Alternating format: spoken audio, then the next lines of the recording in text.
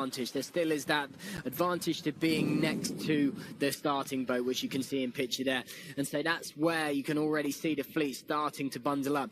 Interesting position for Sterrett here, and Peters and Sterrett, they are tucked in just below the bulk of it, and that's where we've seen a lot of a really strong advantage to come from, because you're committing yourself towards that side of the start line, but it's given you an option to be able to sail those slightly lower angles and get out towards that left-hand side, which we see being prominent again.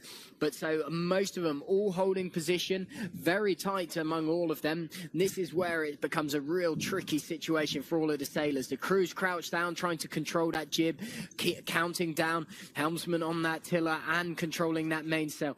And holding the boat still is actually one of the hardest things to do than it is actually just sailing it in a straight line. So getting a position in the right place on this start, it's going to be fundamental. So that's where you see them. You see German number 3 just sliding backwards. Now they'll accelerate back forward into that gap, but very, very tight.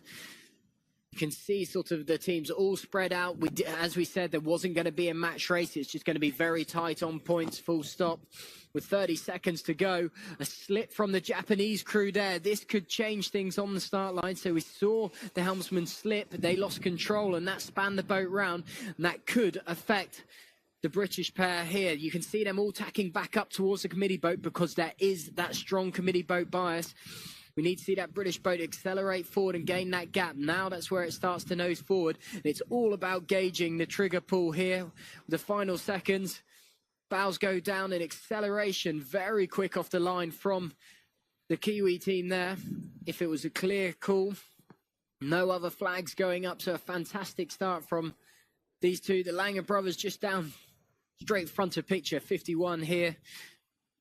Great starts heading out towards that left-hand side, but you can already see the gap down in between them.